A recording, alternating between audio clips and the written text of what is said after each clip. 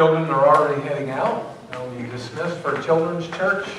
And if anyone here doesn't know what that's about, that's the hour where our kids have a very special worship service down the hall. So I don't know if we have any visitors here today. Don't like to point people out. Paige, you're not a visitor, are you? Hi, Paige. How you doing? Yeah, you are. Okay. All right. She wants a free gift is what she wants. All right.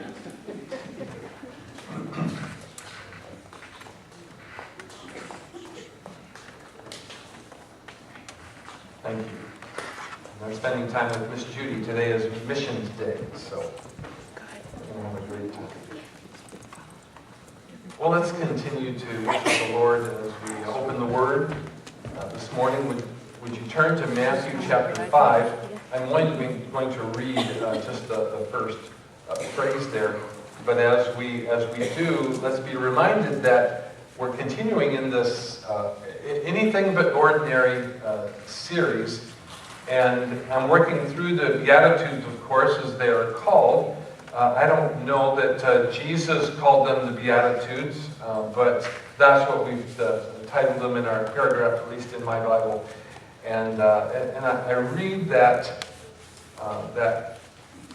seventh verse, almost went to the fifth, the seventh verse where it says, "Blessed are the merciful, for they will be shown mercy." Would you pray one more time with me? Heavenly Father, we thank you for your word.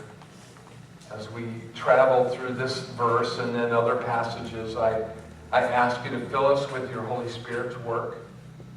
Lord, speak to us and make this printed word a living word as we minister to each other this morning. In Jesus' name, amen. Whatever happened to mercy? You know, there's mercy shows up and then mercy disappears at different times. Have you noticed that? It happened to me as early as yesterday. I was on my way up to Heman's Camp to spend the day there. It's kind of a work day for everyone, and so we got up there, and they had kind of a quick board meeting for the camp, but before I got to the camp, I was coming up 53, and I came by this house that was for sale. Now, don't worry, I'm not interested. But if anything in this world is for sale, I happen to notice. I love for sale signs. I love to see what people are selling, and just kind of fun. And so I saw this house for sale. And it said, "For sale by owner." You know the drill. Some people try to sell their houses themselves. But the caption underneath really caught me, and I laughed all the way to the camp. It said, "For sale by owner, except," it had a for sale sign, except for family and friends. I couldn't stop laughing. I thought, I don't know who your friends are, but I don't know if I want to meet them. And I certainly am questioning your families. For sale by owner except for friends and family.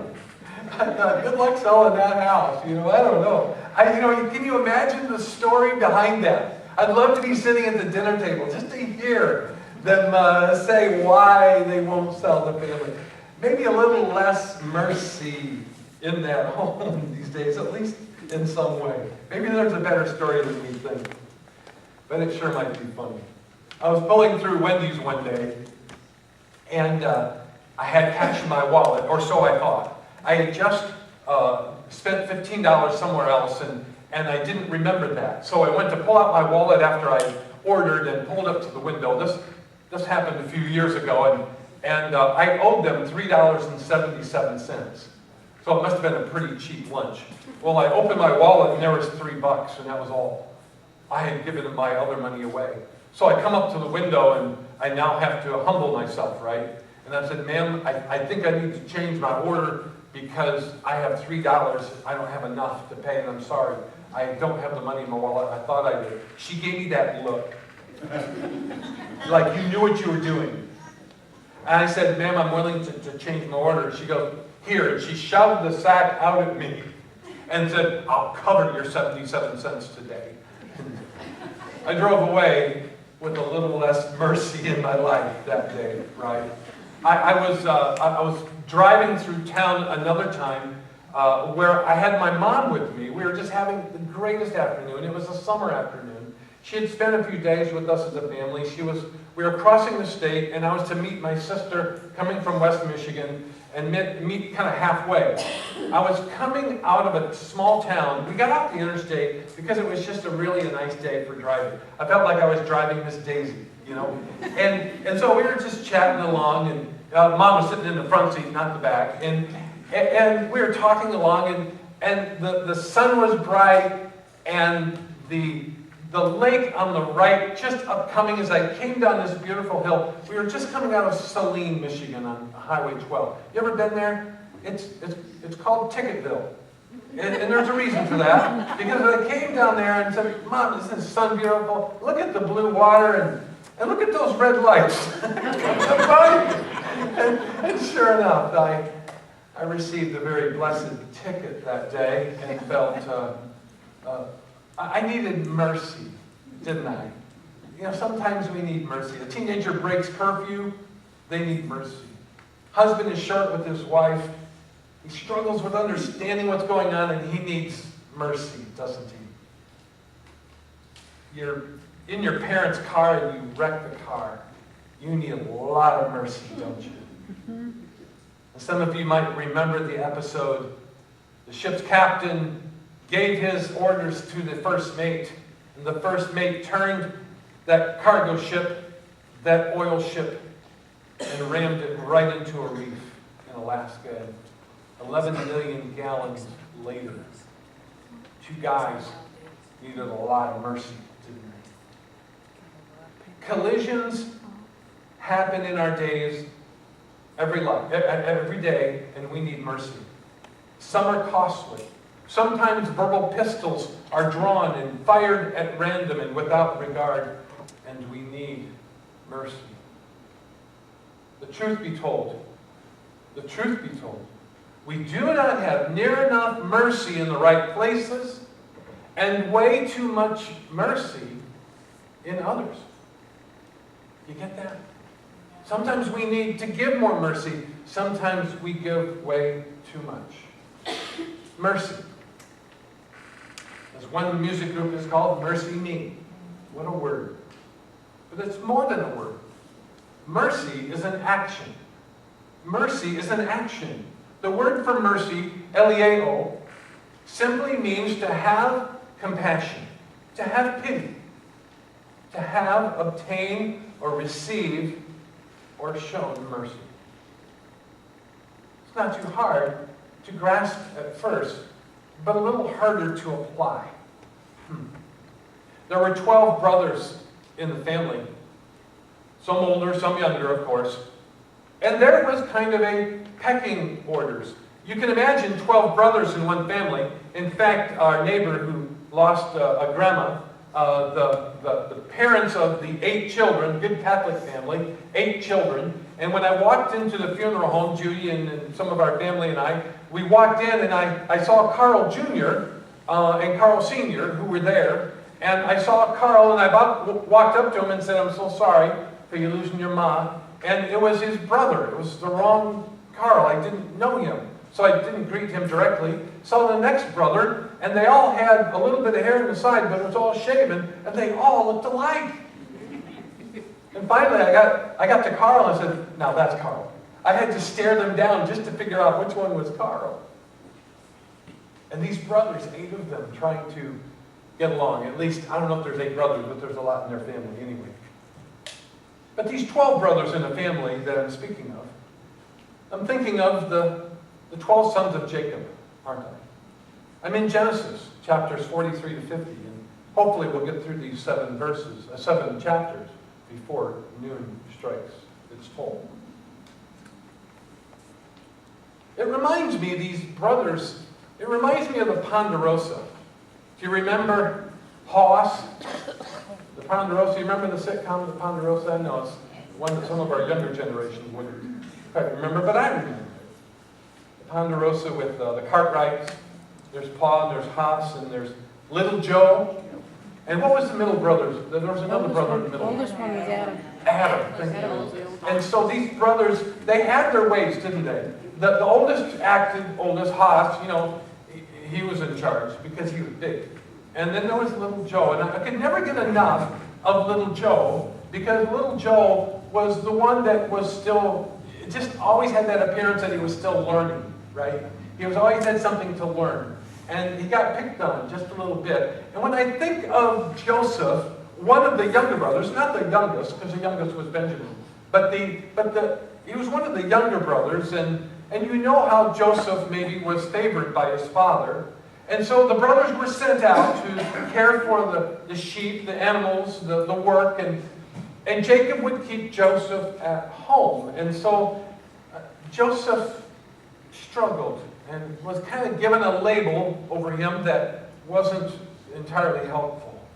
In time, Joseph, of course, was favored by Jacob, but Joseph was also favored by God in a way that God had something different for Joseph. And we know that some things happened to Joseph that were pretty severe. So little Joseph had dreams, and then he chose to share them with his brothers and then with his father. And I'm sure the conversation with Jacob was like, Joseph, this dream is significant, but it's also very confronting. Why did you share it with your brothers? It's not exactly written that way, but I think there probably was some conversation like that. Because when Joseph shared the dream with his brothers, it was about his brothers bowing down to him, wasn't it? And so in the story, we begin to see the falling apart of relationships. And the word that comes to me here is resentment. The brothers resented Joseph, little Joe.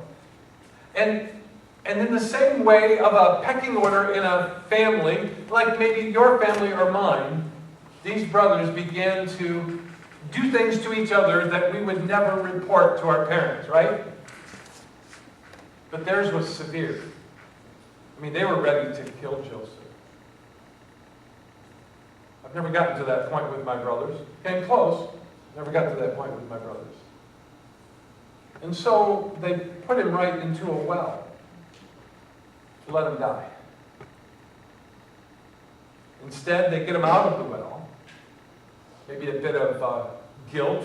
They have a little bit of conscience. Reuben helped with that a little bit, didn't he? And they sell him into slavery, don't they?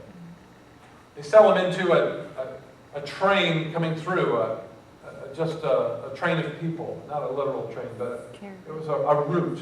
That was a trade route, that's what I'm trying to say. And Joseph was sold into this Egyptian leadership train that was coming through. It happened to be Potiphar's court. We find out later, of course, that Joseph is now a slave in another country, and the brothers are like, good riddance, but what they don't know is they're setting up God's faithfulness to Israel to save this nation from a famine. For Joseph would later rise in Potiphar's court. He would rise in Pharaoh's court. And ultimately, both Jacob's family, Israel, and Egypt would be saved because of the great, great famine. But I want you to think for a few minutes with me this morning how the brothers became so angry that they could be driven with such resentment to literally take the life of another. Joseph needed mercy at that time, and he didn't exactly get it, did he? We all need mercy, to be honest. We all need mercy at one point or another. And if there is enough mercy to go around, it needs to begin with us. And that's the message of this short little verse in Matthew 5. Blessed are the merciful, for they will be shown mercy. If we are merciful, we will be shown mercy. So let's look at some principles for the merciful life this morning. And I found 7 of them as I thought of this story. And I've moved through most of the story of Joseph, so we can close in prayer. And it's 25 to 12. So there you go. But let's go through these principles, 7 principles. The first principle of mercy that I find here is that mercy comes in the front door when the pecking order of life goes out the window.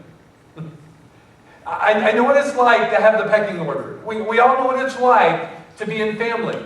But the truth is, mercy can only happen when scores are canceled, debts forgiven, or the punishment is paid by someone else.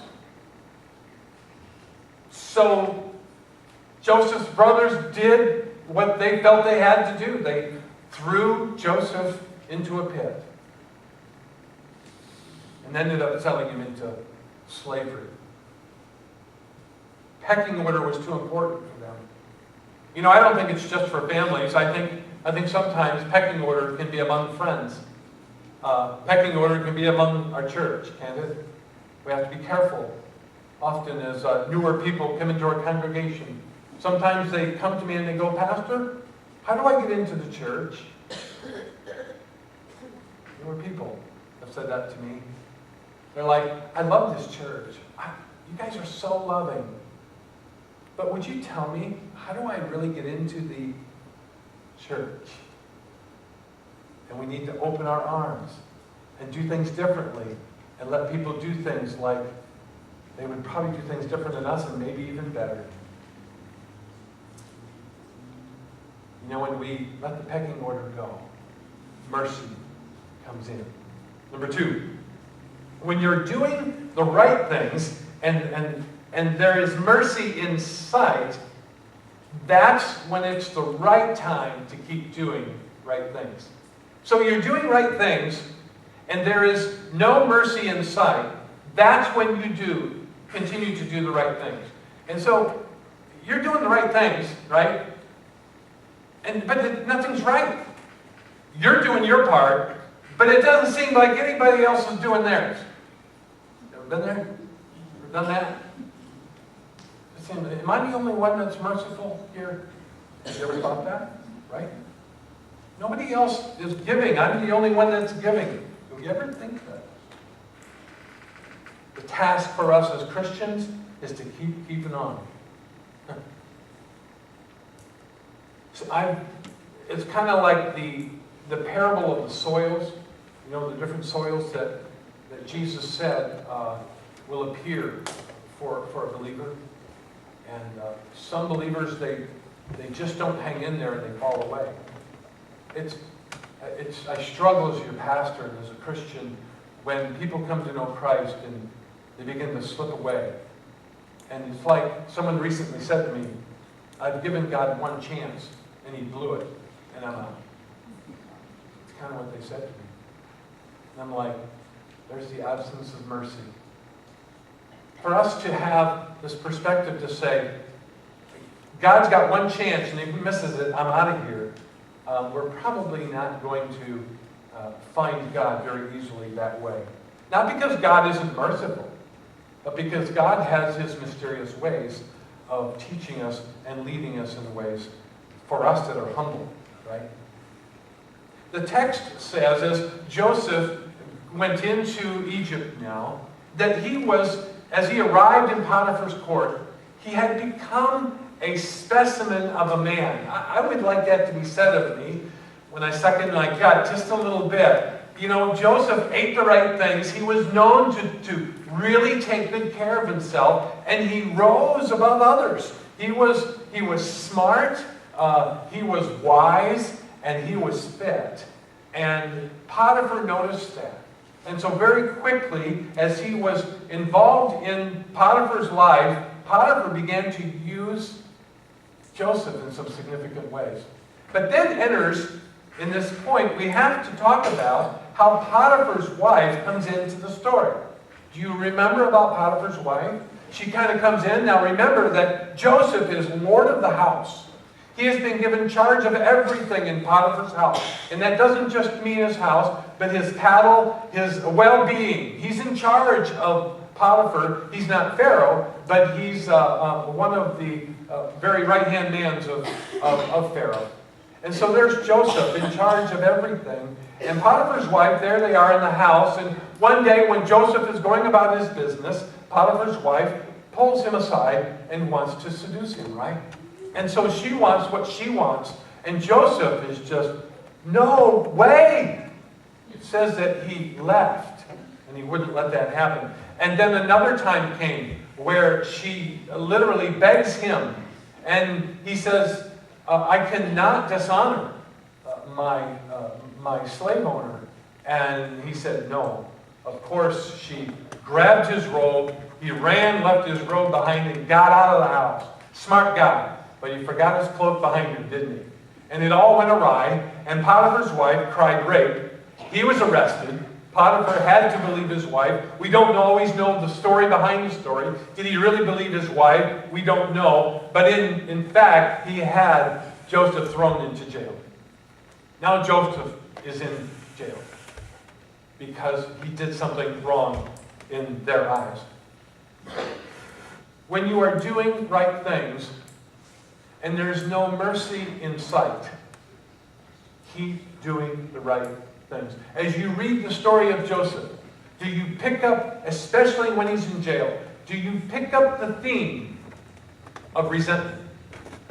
Do you pick it up? I don't see it. I think Joseph is very human, but Scripture does not reveal that Joseph became resentful. And so Joseph sits there in jail as a result of his right action. Dear friends, our right actions can land us in jail. Isn't it wonderful to hear of the man, I don't know the story, but the man in Venezuela that's been freed now from the prison down there and is returning to the States? And that's just good news. A man that I guess they believe that he did nothing wrong. And so he would be similar to Joseph. Let's look at number 3. The third principle I see here is that mercy comes easier when you do right things with the right motives. It's important to stay true to your faith. We need to have the right motives for doing everything we do. I don't know about you, but sometimes you can do right things with just a little bit of edge. Right? Sometimes we have a little edge. I'm going to do right, but I'm not thinking right inside. I'll do this, but I don't like it. Okay. Let's do right actions with right motives. Mercy will come easier. So when Potiphar's wife attempts to seduce Joseph, how does he reply? I shall not do so because that would be sin in the eyes of God. I think it's interesting that Joseph is more determined not to sin against God than to not sin against Potiphar. Now, not sinning against Potiphar, I mentioned a moment ago, is important. But he says it. He says, not Potiphar, not Pharaoh, not in his own eyes, but I will not sin in the eyes of God. Wow. And the result was years, not months, not days, but years in jail because he did the right thing. Wow. Later on, the baker and the cupbearer who were in jail for reasons we aren't told. They both had dreams. Joseph says, I know the interpretation of your dreams. After 3 days, the baker will rise to be honored by Pharaoh. And the cupbearer, or is it the other way around? I have it backwards.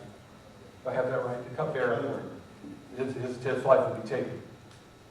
Just like on Wednesday night, right, guys? You have to correct me every once in a while. One life is granted, the other life is taken. And Joseph was right.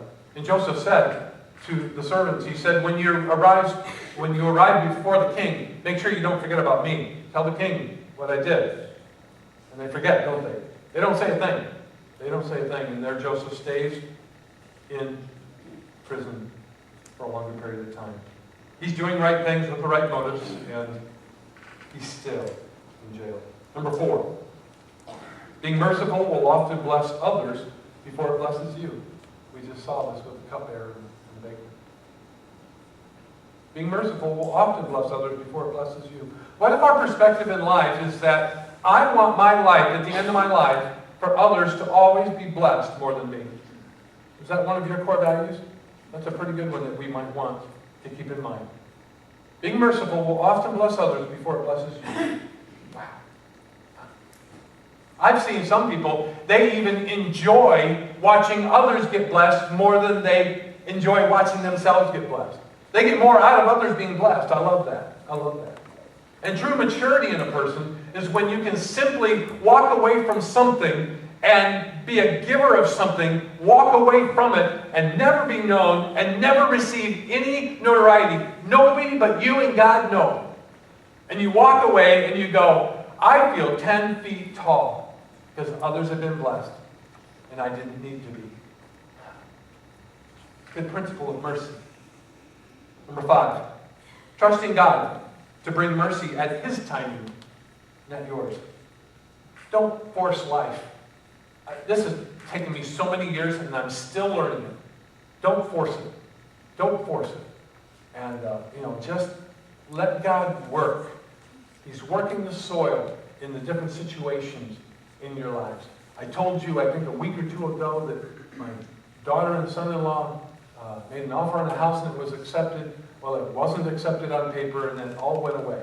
So, the word that was given to me this year, earlier by a pastor through a ministry in January, we all received this word on these stars. Guess what mine was? You don't get to choose your word. It's given to you. And I looked at it, I take it serious. It's in my wallet, right on that desk over there. I don't wear my wallet. Take care of my wallet. Okay. In my wallet, I carry it with me all year long. The word for this year for me, like it or not, is patience. God knew I would need patience. He knew when I pulled out my credit card, I'd pull out the word patience first. Be patient. Be patient. That's my word. I know we're not supposed to pray for patience, but I do. I think it's okay to pray for patience. Trust God to bring mercy at His timing, not yours. So, Pharaoh has a dream, and is it the cupbearer or the baker? I really need to know. Which is it? The bearer is the one that stayed alive, and the baker is the one that... Okay, so the cupbearer, he lives. The cupbearer, okay. So the cupbearer, the Pharaoh has a dream, and all of a sudden the cupbearer, he has a recollection of his memory, right? And he goes, hey, Pharaoh, there's Joseph who interprets dreams. Maybe he can help you. So Pharaoh summons Joseph, and you know that the rest of Joseph's life is about to be ordered. Because Joseph is summoned, he comes before Pharaoh, and he simply says to Pharaoh, Pharaoh, I cannot interpret your dream, but the God I serve, I believe, will give me the interpretation for your dream. And so he goes and Joseph prays, and he receives the interpretation, and he gives Pharaoh his interpretation. The king is so impressed that Joseph is right, and it, of course, sets up the entire vision of 7 years of feasting and 7 years of famine, and that's the dream that Pharaoh received. And Joseph has risen so high in Pharaoh's eyes at that time, he puts Joseph in charge of all of Egypt. Not just Potiphar's house now, all of Egypt. Mercy. God's timing, not ours. Number 6, just 2 more. Mercy always happens when you give God the glory for all of life. It's our task in life to give God the glory always, even when we don't have the answers. Listen, I know that your life is falling apart, but you still need to give God glory. Give God glory. Lord, I don't know how to get out of this pit. Lord, I don't know how I'm ever going to get out of debt. Lord, I don't know how I'm going to get along with my family. Lord, I don't know how this is going to work. Lord, I don't know. I don't know. I don't know. But this much I know. I give you glory. Can you do that? Can you give God glory? That's how mercy works in your life. That's how it happens. So Joseph tells Pharaoh the dream and the interpretation. In the meanwhile, there are 11 brothers back in Canaan, right? And now we're entering into the famine now. And they're hungry.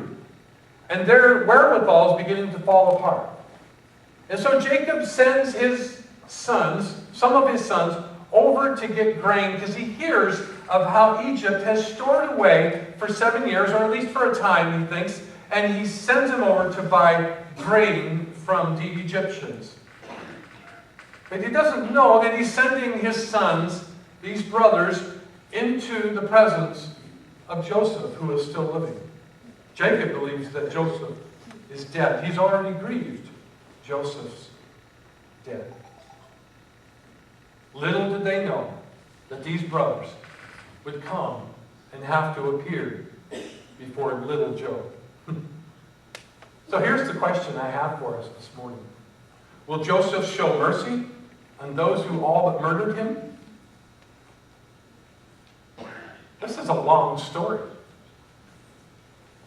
After several requests from the brothers, Joseph orders his officials out of his presence in the final meeting with his brothers. There's already been a couple of meetings. He's sent grain back with them. You know some of the story maybe. They come back for more grain.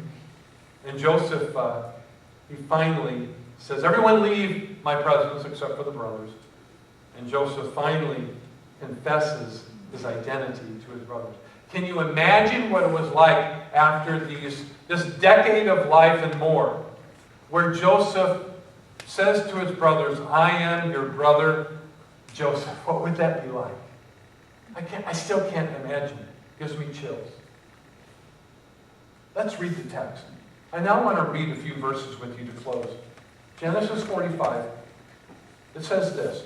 Then Joseph could no longer control himself before his attendants. He cried out, have everyone leave my presence. So there was no one with Joseph when he made himself known to his brothers.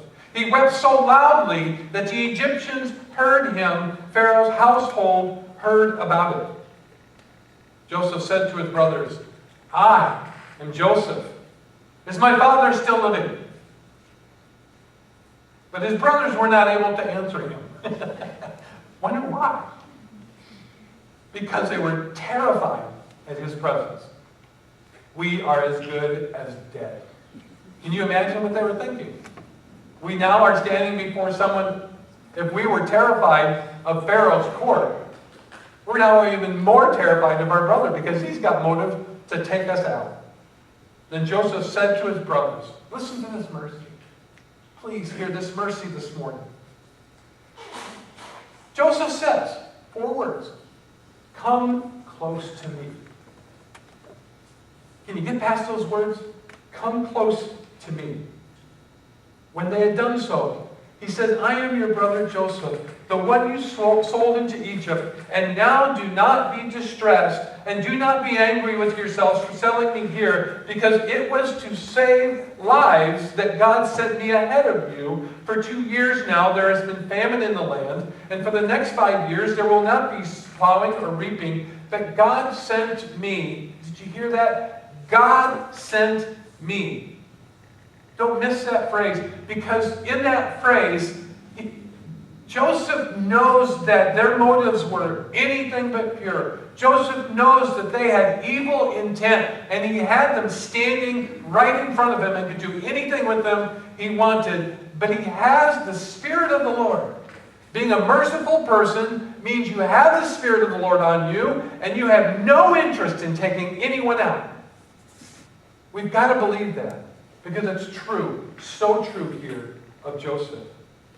But God sent me ahead of you to preserve for you a remnant on earth and to save your lives by His great deliverance. So then it was not you who sent me here, but God. How does a guy say that after a decade of potential resentment in his heart? It's not there, is it? He made me father to Pharaoh, Lord of his entire household, and ruler of all Egypt. Now hurry back to my father. See how Joseph could care less about his position in Egypt. He could care less about Pharaoh. He didn't say he was not willing to honor Pharaoh. He honored Potiphar. He honored Pharaoh. He honored Potiphar's wife. But here he was willing to let it all go when he says this. Now hurry back to my father and say to him, this is what your son Joseph says. God made me Lord of all Egypt. Come down to me, don't delay. You shall live in the region of Goshen and be near me. He's already got their area where they're going to live picked out.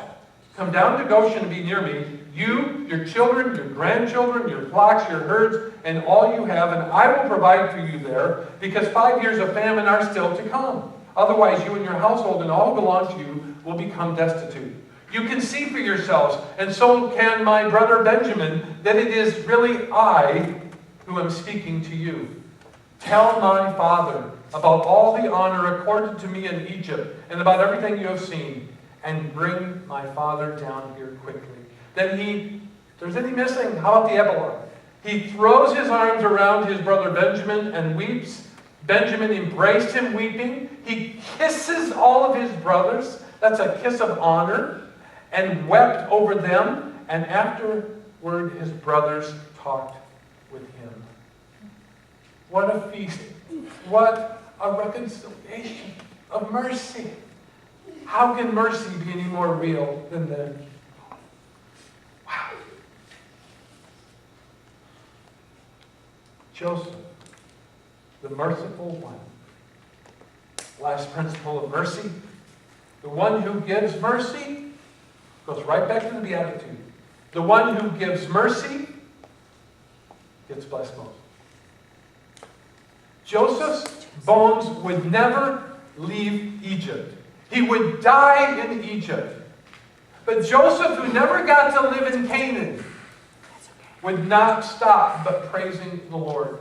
He said, my Lord is blessed. I don't care if I'm in the jail in Venezuela. I don't care if I'm in the jail in North Korea where we saw some freedom. There's people in every country that are in prison that we don't even know about. But they are released when God says you are released. And Joseph would enter heaven's gates from Egypt, not Canaan. Wow. We can be blessed like that. We can be blessed like that. So let me give you this closing statement from Max Lucado. He quotes it in The Applause of Heaven.